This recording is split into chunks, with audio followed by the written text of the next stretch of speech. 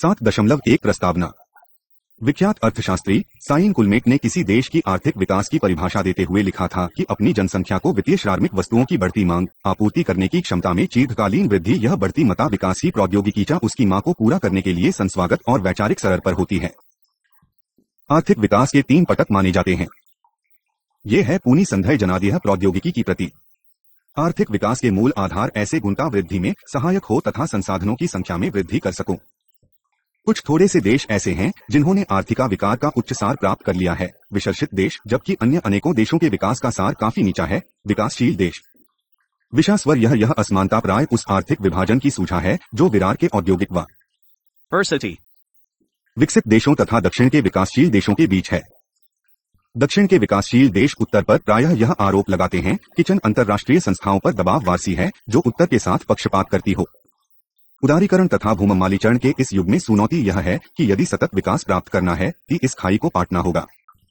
इसके लिए उत्तर तथा दक्षिणा के देशों के मध्य सहयोग, उत्तर दक्षिण सहयोग सुनिश्चित करना होगा और साथ ही दक्षिण के देशों में पारस्परिक सहयोग, दक्षिण दक्षिण सहयोग भी आवश्यक होगा। देशों को स्वयं भी विकास के लिए उपक्रम बाहर करने होंगे। इस प्रकार के उपक्रम कई बार किए भी गए हैं। विकासशील देशी की अर्थव्यवस्थाएं आमतौर पर ग्रामीण है, जिनका आधार कृषि है तथा जिन पर आधुनिक उद्योगों तथा प्रौद्योगिकी का विशेष प्रभाव नहीं पड़ा है। इस कारण उनकी अनेक व्यवस्थाओं पर पर्यावरण का वह विपरीत प्रभाव नहीं पड़ा है जो औद्योगिक अर्थव्यवस्थाओं में प्रदूषण से उत्पन्न होता है। इस प्रकार के अनुभव को मान्यता दी जाई है जहां पर कृषि ही ध्यान का केंद्र है। निचले स्तर पर जनसाधारण के समूह जैसे कि पंचायतें और गैर सरकारी संगठन भारत के अनेक भागों में शहरी एवं ग्रामीण दोनों क्षेत्रों की सामाजिक, आर्थिक तथा पर्यावरण संबंधी परिस्थितियों को सुधारने में कार्यरत हैं। 7.2 असमानता के संकेतक। 1950 और 1960 के दशकों में विकासशील राष्ट्रों की विकास अर्थव्यवस्थाओं की एक मुख्य विफलता यह रही कि वे पाश्चात्य देशों की आर्थिक प्रगति के बहुमूल्य अनुभव के अनुसार स्वयं को बाल नहीं पाई। विकसित देशों की प्रगति का अनुभव विकासशील देशों में इसलिए प्रत्यक्ष रूप से पौल नहीं पाया क्योंकि मध्योत्तर वर्षों में इन विकासशील देशों की आरंभिक आर्थिक, सामाजिक और राजनीतिक परिस्थितियां सामान्यतया अनुकूल नहीं थीं। दोनों प्रकार के देशों में प्रगति के प्रतिक्रयों में जी विविधता पाई गई। उसके निम्नलिखित कारण यो: 1. प्राकृतिक एवं मानव संसाधन स्थायी निधि।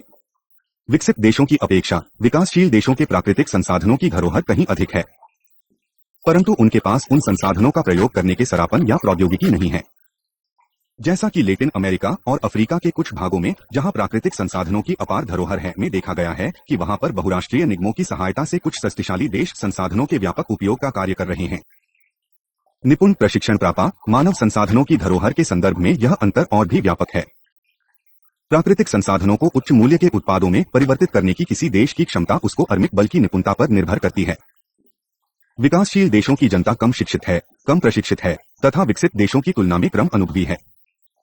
दोनों प्रकार के देशों के बीच की प्रौद्योगिकी खाई या अंतरों को 2 श्रेणियों में विभाजित किया जा सकता है। एक है प्राकृतिक अंतर जिसका संबंध सदर्कों तथा कारखानों इत्यादि से है तथा दूसरा विचारों का अंतर जिसमें बाजार व्यवस्था, वस्तुओं की वितरण, मालसूरवी, इन्वेस्ट्री, नियंत्रण का ज्ञान शामिल है। विकसित देशों के औद्योगिकरण को कित्तान की प्रक्रिया आरे सोधे समय इन प्रकार का ही हर नहीं था। उन देशों में औद्योगिकरण परिवर्तन भी परिवार की जनता ने परिवर्तन की प्रक्रिया में स्वयं को सामाजिक राजनीतिक संरचना के अनुकूल बना लिया। दूसरी ओर विकासशील देशों में औद्योगिकरण की प्रक्रिया जानवर को पर्याप्त समय और यूनिवर्सिटी अवसर मिले बिना आरंभ कर दी गई। आर्थ के संबद्ध सामाजिक और राजनीतिक परिवर्तन से स्वयं को जोड़ नहीं पाए। 2. प्रति व्यक्ति आम तथा सकल राष्ट्रीय उत्पाद के स्तरों में भिन्नता। विकसित देशों के औद्योगिकरण धरण से पूर्व की स्थिति की तुलना में विकासशील देशों में प्रति व्यक्ति आय कम है। शायद इसका कारण यह रहा हो कि कृषि उत्पादकता की दर कम है तथा विकासशील देशों में प्रति श्रमिक कृषि योग्य भूमि की आपूर्ति भी कम है।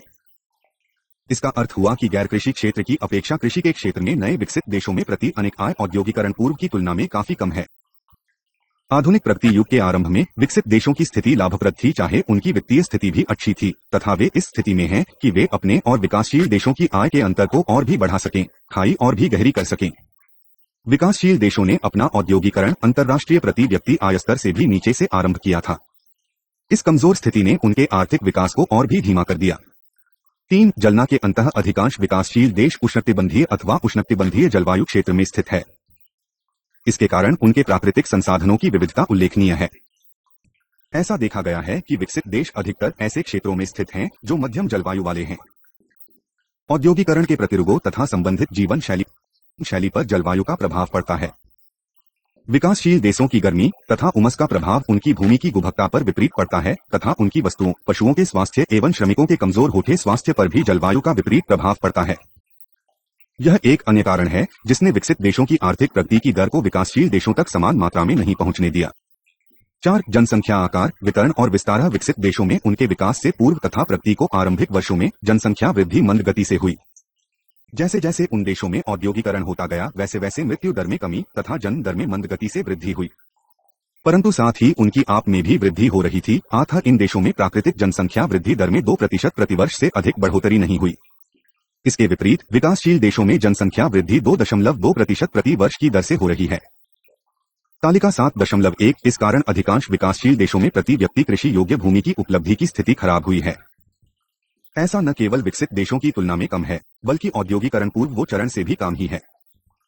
विकसित देशों के विकास वो सारणिक वर्षों की अपेक्षा विकासशील देशों में भूमि का प्रति व्यक्ति अनुपात कहीं अधिक है।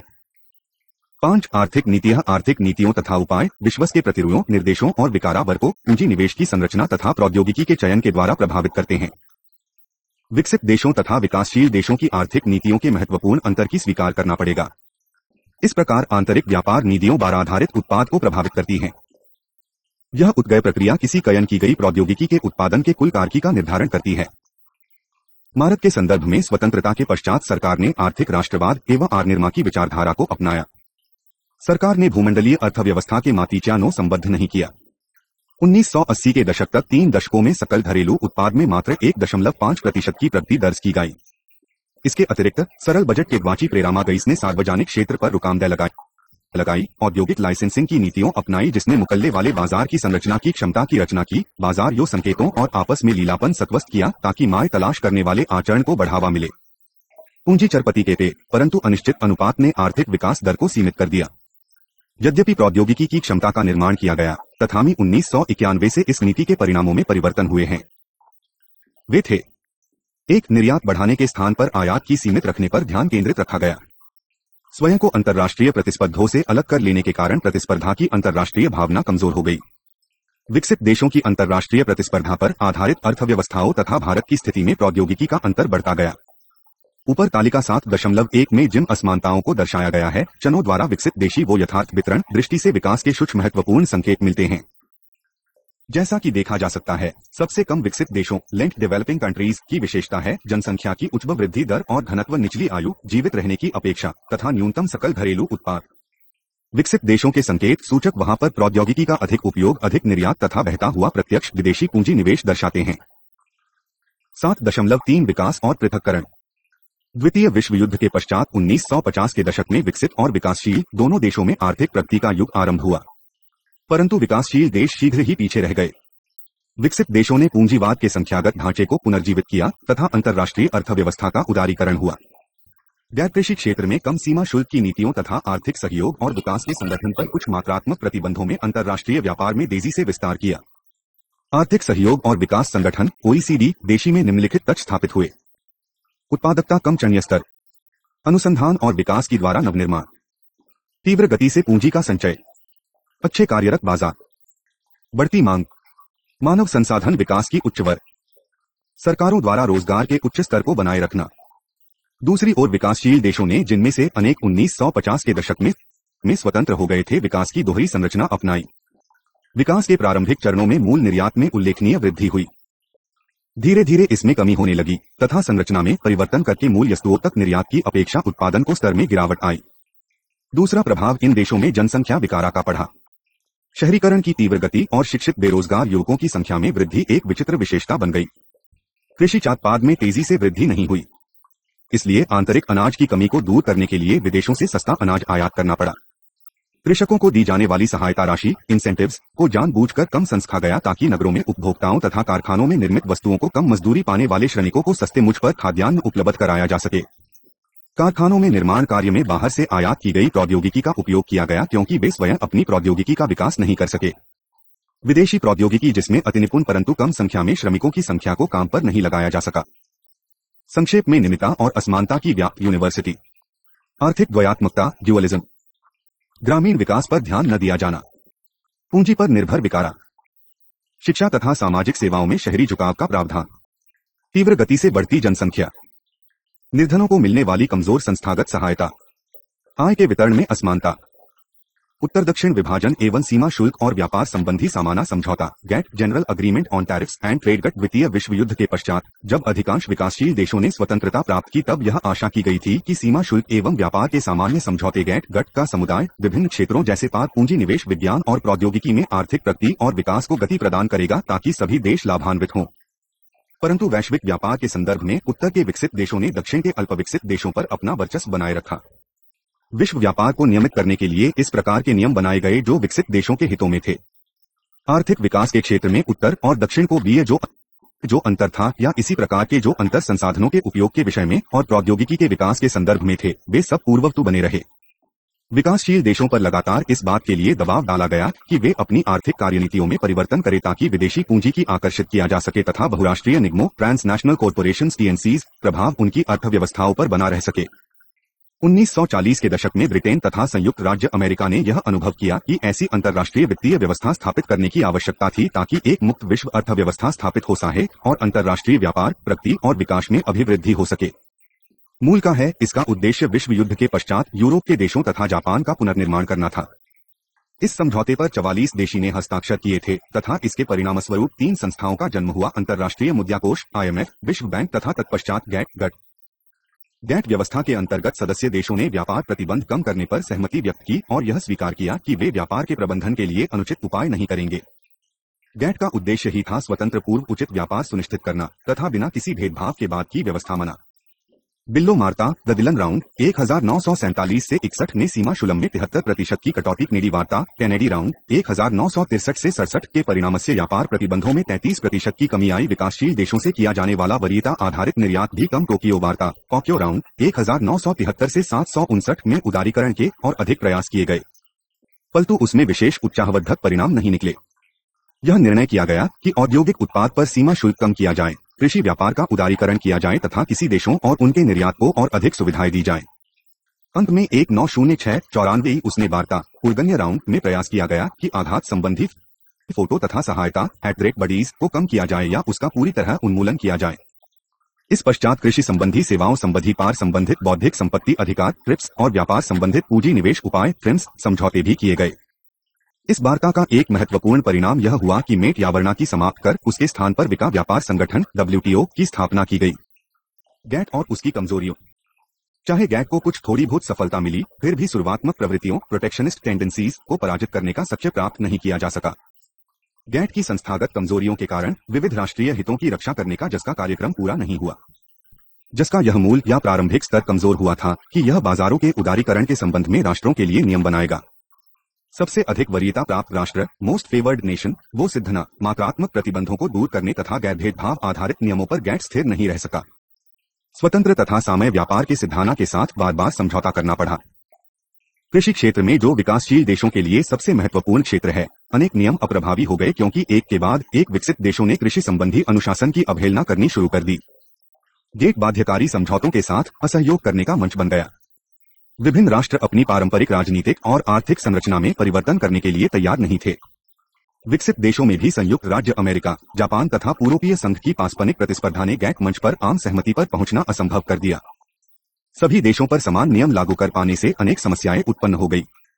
अनेक देशी ने आरंभ में गैट की सदस्यता स्वीकार नहीं की और बाद में उसे प्राप्त कर सकना कठिन हो गया। विकासशील देशों की आवश्यकताओं के अनुसार नियमों में संशोधन करने के लिए बात बढ़ता गया। विकसित देशों ने गैट का उपयोग अपने राजनीतिक और आर्थिक हितों की अभिवृद्धि के लिए किया। इस प्रकार गैट के आधार और प्रक्रिया की प्रायः अनदेखी की गई। वचनबद्धता की अवहेलना करने से समूची व्यवस्था में अनेक उलझनें उत्पन्न हो गई। संरक्षात्मक प्रवृत्तियों में वृद्धि हुई, परंतु कृषि, इस्पात तथा सूती कपड़े जैसे क्षेत्रों में विकसित देशों के हितों की सुखता नहीं हो सकी। विकासशील देशों पर इस बात के लिए निरंतर दबाव डाला गया कि इन उपरोक्त क्षेत्रों में मुका आयात की अनुमति दें, चाहे इस प्रकार की कोई कार्यवाही विकसित देश करने को तैयार नहीं थे। हस्तक्षेप की नीति से हटकर गैर सीमा शुल्क प्रतिबंधों में वृद्धि की गई। उदाहरण के लिए स्वैच्छिक निर्यात प्रतिबंध लगाने पर बल दिया गया। विकसित देशों ने गैट का सम्मान नहीं किया। उन्होंने एक तरफा आपार नीतियों के घरेलू नियमों को प्रोत्साहन दिया। गैट पर यह आरोप भी लगाया गया कि वह विविध हितों वाले देशों के मध्य समझौता करवाने में असफल रहा। इसकी कार्यसूची सीमित थी, इसकी गति मंद थी तथा यह अनुशासन सुनिश्चित करने में विफल रहा। विश्व व्यापार संगठन वर्ल्ड ट्रेड ऑर्गेनाइजेशन WTO पेट की मांग किए जाने पर उसका स्थान विश्व व्यापार संगठन ने ग्रहण कर लिया। इसकी शक्तियां गैट से अधिका है और इसनो अपने अनेक आदेशों का पालन करवाने की व्यवस्था भी अधिक प्रभावी है। इसकी संस्थागत संरचना अधिक सशक्त है तथा व्यापार रामबंधी विवादों के बारे में सुनिश्चित कानूनी व्यवस्था है। फिर भी विश्व व्यापार संगठन में पूर्व गैट की ही तरह विकसित देशों की प्रशासकीय नियमों और निर्णय प्रक्रिया में भागीदारी अभी भी अधिक है। विकसित देशों का यह निर्माण कालों के लिए व्यापार के मुद्दों पर पर्यावरणीय एवं श्रमिक मानक विषयों पर में एकजुट रहे विकासशील देशों और विकसित देशों के मध्य विवाद का विषय बना हुआ है। यहाँ संयुक्त राज्य अमेरिका और यूरोपीय संघ इस बात पर बल देते हैं कि इन मुद्दों को व्यापार व्यवस्था में शामिल किया जाए। अन्य देशों विशेषकर विकासशील देशी द्वारा इसका घोर विरोध हो रहा है। पर्यावरण की सुरक्षा के समर्थक इस पर बल दे रहे हैं कि व्यापार के उपायों को पर्यावरणीय उद्देश्यों को बढ़ावा देने के लिए प्रयोग में लाया जाए। वे मानते हैं कि व्यापार में उदारीकरण, जहां वाणिज्यिक हित पर्यावरण की मिताओं से अधिक महत्वपूर्ण माने जाते हैं, वह उदारीकरण राष्ट्रीय अथवा अंतर्राष्ट्रीय पर्यावरणीय सुरक्षा के प्रयासों के लिए खतरा हो सकता है। श्रमिक मानकों संबंधी संघर्ष एक महत्वपूर्ण मुद्दा है। यह तर्क दिया जाता है कि इन मुद्दों पर विचार करने का सही मंत्र अंतर्राष्ट्रीय श्रम संगठन इंटरनेशनल लेबर ऑर्गेनाइजेशन ILO है। इस मुद्दे को संगठित श्रमिक आंदोलनों तथा मानवाधिकार समर्थकों द्वारा उठाया गया ताकि उचित प्रथाएं सुनिश्चित की जाएं, बाल श्रमिकों की प्रथा का उन्मूलन किया जाए, मानवाधिकार सुनिश्चित किए जाएं तथा श्रमिकों के लिए कार्य के उचित वातावरण की व्यवस्था की जाए। विकासशील देशों सहित अनेक देशों को चिंता है कि विकसित देश संधात्मक उपाय अपनाने तथा व्यापार वार्ता को उलझाने के लिए इन चिंताओं का समर्थन के तर्कों के रूप में प्रयोग कर सकते हैं। यह आशंका व्यक्त की जा रही है कि विकसित देशों द्वारा उचित प्रथाओं के मानक पर बल देने से विकासशील देशों को मजदूरी की निचली दर तथा कल्याण के मात्र न्यूनतम उपाय अपनाने से जो लाभ तथ्य मिलता है, यह उनसे छिन जाएगा। फिर भी 2003 कानकुन में हुए विश्व व्यापार संगठन के शिखर सम्मेलन में विकासशील देशों ने अपने उचित अधिकारों के संरक्षण के लिए जिस एकता का प्रदर्शन किया, वह स्वयं में महत्वपूर्ण थी। 7.4 खाई को भरना। सतत टिका विकास की अनुभूति उत्तर और दक्षिण के बीच की असमानता की खाई को भरने में सहायक होगी। विकासशील देशों ने उत्तर के वर्चस्व को रोकने के लिए मिलजुल कर वार्ता करने की कार्यनीति के महत्व का अनुभव किया है। व्यापार संबंधी वरीयता की सामान्य व्यवस्था ड्यूमरलाइज्ड system of trade preferences GSTP तया नई अंतर्राष्ट्रीय अर्थव्यवस्था की मांग NEO जी की संयुक्त राष्ट्र व्यापार एवं विकास सम्मेलन UNCTAD के अनेक अधिवेशनों में उठाई गई से उनकी स्थिति को अवश्य सुदृढ़ किया है। व्यापार वार्ताओं के विभिन्न दौरों ने आर्थिक प्रगति की विकासशील देशों की क्षमता में अभिवृद्धि की है। परिणामस्वरूप कृषि संबंधी मुद्दों तथा सेवाओं से संबंधित समझौतों में उत्तर के देशों को अपेक्षाकृत अधिक लाभ प्राप्त होगा। विकासशील देशी की जी नुकसान उचाना पड़ा है, उसने दक्षिण सहयोग को प्रेरित किया है। दक्षिण सहयोग पिछले कुछ दशकों में विकासशील देशों ने अपने आर्थिक और सामाजिक विकास के लिए मिलजुल कर मुक्त निरपेक्ष आंदोलन नाम 77 का समूह 0 से 77 तथा क्षेत्रीय संलग्नता के द्वारा सहयोग का निर्णय किया। इस विधि के द्वारा यह आशा की गई कि निर्धन एवं धनी देशों के मध्य की चाई की आसानी से भरा जा सकेगा तथा अंतर्राष्ट्रीय आर्थिक संबंध की वर्तमान संरचना वो साथ तालमेल किया जा सकेगा। विकासशील देशों की साझा मिताओं की अभिव्यक्ति के माध्यम को दक्षिण सहयोग का मंच कहा गया। मूल उद्देश्य पारस्परिक निर्भरता की अभिवृद्धि करना है, बल्कि वे ऐसी अनुमतिरक्षा का भी प्रयास करेंगे जो अमानता न्याय और पारस्परिक ज्ञान के सिद्धांतों पर आधारित हो। सहयोग के जिन क्षेत्रों की पहचान की गई है वे है कृषि एवं उद्योग, ऊर्जा, मानव संसाधनों का उपयोग, क्या माल तथा तकनीकी कौशल। वद्यावी दक्षिण सहयोग मुख्य मुद्दे पर विकसित, फिर भी उसे शक्तिशाली अंतर्राष्ट्रीय नीतियों का निर्धारण करना होगा ताकि एक अंतर्राष्ट्रीय समुदाय के समक्ष विकसित देशों की वास्तविकता स्थिति प्रस्तुत की जा सके। 2. उत्तर और दक्षिण के मध्य पारस्परिक सहयोग की समता आधारित व्यवस्था विकसित की जा रही। 3. अग्नि विकास प्रक्रियाओं की सफलता के लिए तकनीकी एवं अंतर्राष्ट्रीय समर्थन और वित्तीय सहायता प्राप्त की जा सके। 4. क्षेत्र में तथाविता तथा शांति सुनिश्चित करके टिकाऊ प्रगति एवं विकास संभव बनाया जा रहा है। 5. कृषि के क्षेत्र में, जिसमें खाद्यान्न की सुरक्षा और ग्रामीण विकास शामिल होगा, सुधार प्रक्रिया को जारी रखा जा सके। 6. देश के अंदर विकसित प्रौद्योगिकी, अनुसंधान तथा संचार व्यवस्थाओं का विकासशील देशों में जाल बिखराया जा सके। विश्व स्तर पर काज असमानताओं के अतिरिक्त राष्ट्रीय स्तर की असमानताओं पर भी ध्यान केंद्रित करना आवश्यक है। अंतर को दूर करने, साई को पाटने के लिए क्षेत्रीय, जिला और ग्रामीण स्तरों पर प्रधारा किए जाने चाहिए। 7 अप्रैल 2001 सततशीलता के साथ संबंध। संसार के सभी देश वैश्विक पर्यावरण के माध्यम से एक दूसरे के साथ संबद्ध हैं। एक देश की गतिविधियों अन्य देशों को प्रभावित करती है, इसलिए सतत विकास की नीति विकसित और विकासशील देशों पर एक समान लागू होती है। इस बात के असर उगता है कि किसी एक देश, विशेषकर औद्योगिक देशों के द्वारा अपनाई गई गलत परंपराओं से पड़ोसी देशों के लोगों, उनकी सामाजिक आर्थिक परिस्थितियों तथा पर्यावरण पर कुप्रभाव पड़ता है। पगरेस की ही नहीं, सुदूर देशों पर इनके दुष्प्रभाव पड़ते हैं। औद्योगिक देशों में संसार की कुल जनसंख्या का मात्र 20% निवास करता है, परंतु ये विश्व के लगभग 90% संसाधनों से लाभान्वित होते हैं। विश्व की पर्यावरण अवनति में उनका योगदान प्रमुख है। ऐसा उनके द्वारा प्राकृतिक संसाधनों के दुरुपयोग तथा सीमा पार से फैलने वाले प्रदूषण के कारण होता है। कम विकसित देशों को भी पर्यावरण की विष्टि के कपरना को भुगतना पड़ता है, चाहे इसमें उनके दोष नगण्य ही क्यों न हो। आठ या विकसित देशों का नैतिक दाखिला है कि वे ऐसी नीतियों अपनाएं जो वैश्विक पर्यावरण के लिए हानिकारक विकासशील देशों के प्राकृतिक संसाधनों के विरुद्ध औद्योगिक देशों अपनाई गई शोषक नीतियों, उनके द्वारा असाधारण प्रक्रियाओं के द्वारा सीमा शुल्क पर प्रभाव डाला, व्यापार प्रतिबंध तथा उनके बाजारों तक पहुंचने में कठिनाई तथा पाश्चात्य देशों द्वारा नियंत्रित संस्थाओं जैसे कि अंतर्राष्ट्रीय मुद्रा कोष और विश्व बैंक द्वारा राष्ट्रीय नीतियों में हस्तक्षेप, विकासशील देशी की परिस्थितियों में सतत विकास के लिए किए गए उपाय कर लोकल्स। किसी प्रकार विकासशील देशों को भी स्वयं अपनी नीतियों और गायों की भी सतत विकास के अनुकूल बनाना होगा। भूमंडलीकरण तथा कसाकी त्वमुनी ने इन देशों को भी अपनी नीतियों में परिवर्तन करना होगा ताकि उनकी अर्थव्यवस्थाओं को स्थायी मिलवार अंतर्राष्ट्रीय मंत्री पर शोषण के विरुद्ध उपाय करने होंगे। विकासशील देशों को सबसे महत्वपूर्ण विकास संबंधी मुद्रा है। आर्थिक प्रगति विकास के लिए आवश्यक है कि केवल पाश्चात्य देशों की औद्योगिक नीतियों और प्रौद्योगिकी की नकल न की जाए। उनको अपने विकास के संदर्भ में सतत प्रक्रियाओं को अपनाना होगा। यदि विकासशील देश बिना सोचे समझे नकल करने के मार्ग पर चलते रहे तो परिणाम भयानक हो सकते हैं। इसलिए निकासशील देशी को ऐसी वैकल्पिक नीतियां अपनानी होगी तथा ऐसे उपाय करने होंगे ताकि वे ऐसा सतत आर्थिक विकास कर सकें जो उनकी विशेष सामाजिक और आर्थिक परिस्थितियों के अनुकूल ही तथा उनकी मानवीय एवं प्राकृतिक धरोहर की जा कर सके। इन देशों को चाहिए कि वे ऐसी रणनीति अपनाएं जिसके द्वारा उनके अपने उपायों को वैज्ञानिक रूप से विकसित किया जाए। यह उपाय ऐसे होने चाहिए जो शताब्दियों से सतत विकास के लिए उपयुक्त सिद्ध हुए हैं। यहाँ यह ध्यान में रखना भीगा कि शायद वैकल्पिक विकास प्रक्रियाएं जितनी प्रभावी और तीव्रगामी नहीं जितनी कि पश्चिम की नकल करके अपनाई गई प्रक्रियाएं हो सकती है। दीर्घकाल में टिकाऊ होना चाहिए तथा ऐसे उपाय हो जो पाश्चात्य देशों को भी सतत विकास का उचित मार्गदर्शन दे सके। जिन अन्य मुद्दों पर ध्यान देना आवश्यक है वे हैं निर्धनता, व्यापार, मानव संसाधन विकास तथा संपत्ति का समय विभाजन। विकासशील देशों में ग्रामीण और शहरी क्षेत्रों में प्रगति की असमानता स्पष्ट दिखाई देती है तथा इसकी ओर प्राथमिकता के आधार पर ध्यान देना होगा। चयाहरण के लिए भारत का लगभग 70% भाग ग्रामीण है। यदि भारत की एक विकसित देश का दर्जा प्राप्त करना है तो ग्रामीण के विकास के लिए विशेष उपक्रम करने होंगे। इकाई के अगले भाग में ऐसे कुछ उपायों का उल्लेख किया गया है जिन्हें राज्य और सामुदायिक स्तरों पर अपनाने की चेष्टा की गई है। 7 अप्रैल 2002 राज्य के प्रयास। स्वतंत्रता के पश्चात भारत में सरकार ने देश की अर्थव्यवस्था के पुनर्निर्माण का बीड़ा उठाया था।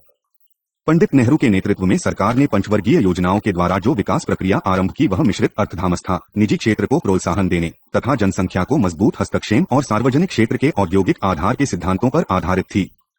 जैसा कि ऊपर उल्लेख किया गया है, आयात कम करने की नीति और स्वयं को शेष विश्व से अलग थलग रखने की प्रक्रिया ने विकास की गति को मंच कर दिया। यह स्वीकार करना होगा कि सीमित व्यापार, रिस्ट्रिक्टिव ट्रेड और विनिमय आधारित व्यापार नीतियों जो केंद्र द्वारा आरंभ की गई और सार्वजनिक क्षेत्र की ओर झुकती औद्योगिकरण की प्रक्रिया 1980 के दशक तक तीव्र विकास के मार्ग में बायक सिद्ध हुई। आर्थिक सुधार 1990 के दशक में जिन आर्थिक सुधारों का आरंभ किया गया उसका लक्ष्य एक ओर अर्थव्यवस्था की स्थायी प्रदान करता था, दूर और उवाकरण करना था। इन नीतियों सुधारों के कारण आर्थिक गतिविधियों में निजी भागीदारों को काफी हद तक अनियंत्रित करना तया अन्य परिवर्तनों के साथ साथ आरामात निर्यात प्रतिबंधी को पान करना भी इन उपायों से अपेक्षा की सकेगा। गई की प्रतिस्पर्धा की बढ़ावा मिलेगा जिससे आर्थिक प्रगति गतिशील होगी और उसकी ही नीतिगत सुधारों के प्रमुखता निजी निवेश की सरकारी लिए औद्योगिक लाइसेंस व्यवस्था से मुक्त किया गया। सार्वजनिक क्षेत्र के उद्योगों की सूची में कमी की गई। अधिकांश माध्यमिक और पूंजीगत वस्तुओं पर मात्रात्मक नियंत्रण की समाप्ति तथा उपभोक्ता वस्तुओं पर इन नियंत्रणों का क्रमशः उन्मूलन। औसत सीमा शुल्क दरी में कमी। कुछ कृषि उत्पादों के निर्यात पर लगे प्रतिबंधों में कमी। विदेशी निजी पूंजी निवेश पर प्रतिबंधों में कमी। इन सुधारों के परिणाम काफी उत्साहवर्धक हुए। प्रति व्यक्ति वास्तविक प्रगति की दर जो 1980 से 91 में 3.4% प्रतिशत थी, वह 1991 से 97 में बढ़कर सकल घरेलू उत्पाद का 47% प्रति वर्ष हो गई। पर्यावरण नीतियां। भारत सरकार ने सतत विकास के लिए पर्यावरण संबंधी मुद्दों को उपक्षेत्रीय, क्षेत्रीय एवं अंतर्राष्ट्रीय शहरों पर नियमित करने के लिए कुछ कानून बनाए तथा अनेक नीतिगत नियम निर्धारित किए। सतत विकास की दिशा में पर्यावरण एवं वन मंत्रालय द्वारा किए गए कुछ प्रमुख उपक्रम इस प्रकार है। प्रदूषण पर अंकुश लगाने के लिए राष्ट्रीय पर्यावरण कार्य योजना। गहरी प्रदूषण, वाहनों द्वारा उत्पन्न प्रदूषण, पर्यावरण संबंधी विशेष अध्ययन एपिडेमियोलॉजिकल स्टडीज, पर्यावरण प्रबंधन व्यवस्था EMS, समान सहमति प्रक्रिया, प्रदूषण उन्मूलन बोलिए नगर वनीकरण कार्यक्रम, राष्ट्रीय जैव विविधता बायोडाइवर्सिटी रणनीति और कार्य योजना NBSAP, जैव सुखा समझौता बायोसेफ्टी प्रोटोकॉल, 100 तेजाब की बैटरियों के प्रबंधन के नियम, दहन करने की क्षमता की अवधारणा पर आधारित क्षेत्रीय विकारा राजनीति, पर्यावरण की अवनति को रोकने को प्रबंधन साधनों का विकास, स्वच्छता प्रौद्योगिकियों को प्रोत्साहित करने के मास्तीय केंद्र की स्थापना, मल की सफाई के लिए जग की, मलमूत्र की शुद्धि की प्रौद्योगिकी, पुनः उपयोग के द्वारा जान की बचत, संयुका वन्य प्रबंधन, राष्ट्रीय वन कार्य योजना, राष्ट्रीय वन्य अनुसंधान योजना, कृषि उद्योगों का विकास प्रथम पंचवर्षीय योजना में कृषि विकास और ग्रामीण उद्योगों को विकास के दो प्रमुख मुद्दों के रूप में शामिल किया गया था। यह अनुमान लगाया गया था कि कृषि उत्पाद में शुद्धि से कृषकों की आय में वृद्धि के साथ साथ ग्रामीण कुटीर उद्योगों को द्वारा कच्चे माल की तैयारी की प्रक्रिया के भी अधिक अवसर उपलब्ध होंगे। भोजना आयोग ने विकास के लिए जिन ग्रामीण उद्योगों को चुना उनमें प्रमुख थे खादी, तेल, नारियल की जटा, मछली पालन, वन, दुग्ध व्यवसाय, चनका, हाथ से बना कासज, रेशम कीड़ों का पालन तथा बाराबानी। अन्य पंचवर्षीय योजनाओं में भी कृषि आधारित ग्रामीण उद्योगों पर भी विशेष बल दिया गया। उद्देश्य थे: 1. अपेक्षाकृत कम लागत से तात्कालिक दीर्घकालीन रोजगार की बड़े पैमाने पर व्यवस्था करना। 2. उत्पादित वस्तुओं की बढ़ती मांग को बड़े उद्योगों के द्वारा तथा उनका छोटे उद्योगों के साथ एकीकरण करके पूरा किया जा सकता था। 3. पूंजी और प्रशिक्षित श्रमिक को यो संसाधनों की उपलब्धता सुनिश्चित करना। इन नीतियों की अब सराहना की जाती है क्योंकि ग्रामीण और कुटीर उद्योगों के उत्पाद शहरी क्षेत्रों में पहुंच रहे हैं, जहां अभिजात वर्ग के बड़े उद्यमों के साथ उनकी प्रतिस्पर्धा हो रही है। इसके अतिरिक्त कृषि और उद्योगों के संबंध भी घनिष्ठ हो गए हैं। उद्योगी ने कृषि के क्षेत्र में महीनों तथा चरनरक इत्यादि के रूप में योगदान करना आरंभ किया। खाद्यान्नी, फलों और सब्जियों का पैमाने पर उत्पादन होने लगा है। खाद्य प्रसंस्करण उद्योग फूड प्रोसेसिंग इंडस्ट्रीज FPM की स्थापना मार्च में 1980 के दशक में लगभग उसी समय हुई जबकि बहुराष्ट्रीय कंपनियों ने इस देश के बाजारों में प्रवेश किया।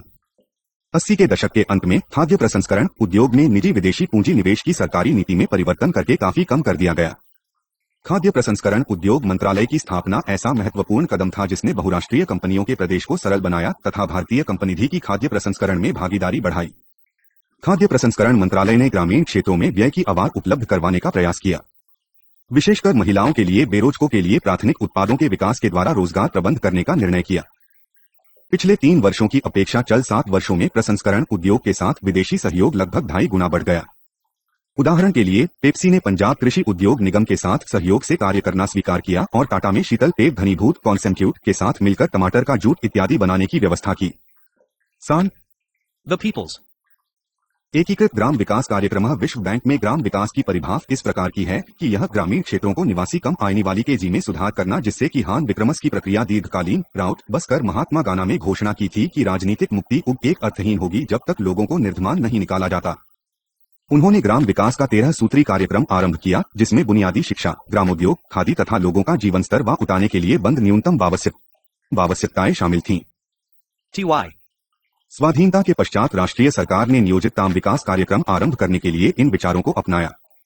एकीचूना ग्राम विकास कार्यक्रम का शुभारंभ 1977 में किया गया। इससे ग्रामीण जनता की सरकार की प्रत्यक्ष सहायता की द्वारा रोजगाराने सरबना कार्यक्रम को लागू किया गया। इन उद्देश्य थे: 1. प्रत्येक क्षेत्र की उत्पादन क्षमता का विकास तथा उपलब्ध मानव कौशल का उपयोग और उसके स्तर में वृद्धि।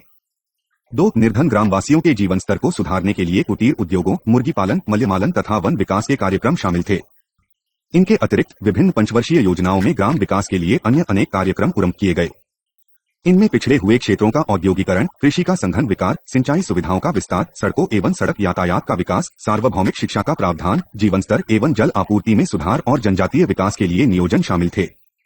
सूखा संभावित एवं बाढ़ संभावित क्षेत्रों के लिए अनेक विकास कार्यक्रम आरंभ किए गए। सरकार द्वारा विकास के लिए आरंभ की गई विकास योजनाओं में विशेष उल्लेखनीय है: 1. क्षेत्र विशेष संबंधित कार्यक्रम है एकीकृत क्षेत्र विकास कार्यक्रम IADP, संपूर्ण विकास कार्यक्रम WVDP, कमान क्षेत्र विकास कार्यक्रम CAD, सूखा संभावित क्षेत्र कार्यक्रम PAP तथा मरुस्थल विकास कार्यक्रम DDP। 2. लक्ष्य समूह विशेष संबंधित कार्यक्रम है लघु कृषक विकास संस्थान SFDA, सीमांत कृषक तथा भूमिहीन संस्थान MFLA, अंत्योदय तथा एकीकृत जनजातीय विकास परियोजना TDP। 3. रोजगार कार्यक्रम है ग्रामीण रोजगार की सघन परियोजना CSRE, काम के बादले अनाज कार्यक्रम FFWP, अणि सघन ग्रामीण रोजगार सृजना पायर राष्ट्रीय ग्रामीण रोजगार कार्यक्रम NREP, ग्रामीण भूमिहीन रोजगार गारंटी योजना RAEGP, जहां योजना और ग्रामीण युवाओं के लिए स्वरोजगार प्रशिक्षण TRYCM। 4 सामाजिक कल्याण कार्यक्रम राष्ट्रीय प्रौढ़ शिक्षा कार्यक्रम ने न्यूनतम आवश्यकता कार्यक्रम MNP अनुप्रयुक्त पौष्टिकता कार्यक्रम ANP सा एक बाल विकास परियोजना द पीपल्स 7 अप्रैल 2003 समुदाय के नेतृत्व में प्रयास। विकास परियोजनाओं की कुशलता और वरीयकालीनता सुनिश्चित करने के लिए स्थानीय जनता की भागीदारी नितांत आवश्यक है।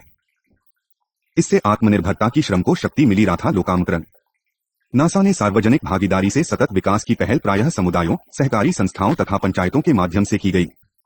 इन सब ने मिलकर स्वसहायता का ऐसा परिवेश तैयार किया है जो आत्मनिर्भर सामुदायिक विकास सुनिश्चित कर सके। पंचायती राज संस्थाएं अथवा पंचायतें यह बहुत प्राचीन समय से भारतीय ग्रामीण में स्थानीय स्वशासन संस्थाओं को रूप में कार्य करती रही हैं, परंतु आगे चलकर यह अपनी शमित खो बैठी और सरकारी तंत्र के हाशिए पर जा गई। भारत सरकार ने 1993 में पंचायती राज अधिनियम के आधारगत स्थानीय स्वसहायता सुधार आरंभ किए। इसके अंतर्गत पंचायतों को संवैधानिक दर्जा दिया, उनकी शक्तियों, उनके कार्यों और वित्तीय संसाधनों में वृद्धि हुई। ऐसा जिला, खंड और ग्राम जीभी स्तरों पर हुआ। पंचायतों का विशेष उत्तरदायित्व निम्नलिखित का विकास करना है। 1 कृषि भूमि सुधार, सिंचाई और जल प्रबंधन। 4 पशुपालन, दुग्ध संधि और मुर्गी पालन, लघु वनोत्पाद। 6 मछली पालन। 7 सामाजिक तथा गीत वनीकरण। 4 लघु उद्योग। 2 खादी ग्रामोद्योग तथा कुटीर उद्योग। 10 ग्रामीण आवास। 11 सदियों पुल तथा संचार के अन्य साधन। 12 बिजलीकरण। 13 निर्धनता निवारण। 14 गैर पानीयागत ऊर्जा। 15 शिक्षा और प्रशिक्षण। 10 सामाजिक और परिवार कल्याण। 17 सार्वजनिक वितरण प्रणाली। 18 समुदाय की संपत्ति कारा। गैरलाभकारी संगठन NGOs भारत में अनेक कौकिक जमा विकास प्रक्रिया में महत्वपूर्ण भूमिका निभाई है। ग्रामीण और शहरी दोनों क्षेत्रीय की सामाजिक आर्थिक प्रगति सुनिश्चित को किया गया। अमेरकारी संगठन है जो उन व्यक्तियों द्वारा आरंभ किए गए जो माला गांधी कार्यक्रम की धारा से प्रभावित हुए थे। ऐसा विश्वास किया जाता है कि लगभग 1/4 गैर सरकारी संगठन गांधी जी के कार्यक्रम से प्रेरित हुए। स्वयं महात्मा गांधी ने कस्तूरबा गांधी राष्ट्रीय स्मारक trust, Kasturba Gandhi national memorial trust KGNMT की स्थापना की। गैरसरकारी संगठनों ने जिन कार्यक्रमों को हाथ में लिया है उनमें प्रमुखतः है जनजातियों, निर्धनों और शोषित वर्गों के लिए सामाजिक, आर्थिक, शैक्षणिक, सांस्कृतिक तथा पर्यावरणीय स्तर में सुधार करना। जहां तक धनराशि जुटाने और विकास नीतियों का प्रश्न है, अपने कार्यक्रमों के अतिरिक्त वे सरकार और जनता के न्याय सेतु का कार्य करते हैं। गैर सरकारी संगठनों द्वारा भी कार्यक्रम हाथों में लिए गए उनमें से कुछ है। 1 कृषि विश्वासन एवं पशुपालन। 2 कुटीर एवं लघु उद्योग। 3 शैक्षणिक कार्यक्रम। 4 स्वास्थ्य तथा सफाई आवास कार्यक्रम। 8 सामाजिक वनीकरण। 7 निर्धनों को संगठित करना। 8 कल्याण सेवाएं। 2 सहायता एवं पुनर्वास। 10 सांस्कृतिक कार्यक्रम। 11 पर्यावरण एवं सतत विकास। अनेक गैर सरकारी संगठन ऐसे भी हैं जो ग्रामोद्धार कार्यक्रमों के लिए वैज्ञानिक शोध के परिणामों को टिकाऊ या सतत समाधान के लिए वैकल्पिक साधनों के रूप में अपनाना चाहते हैं।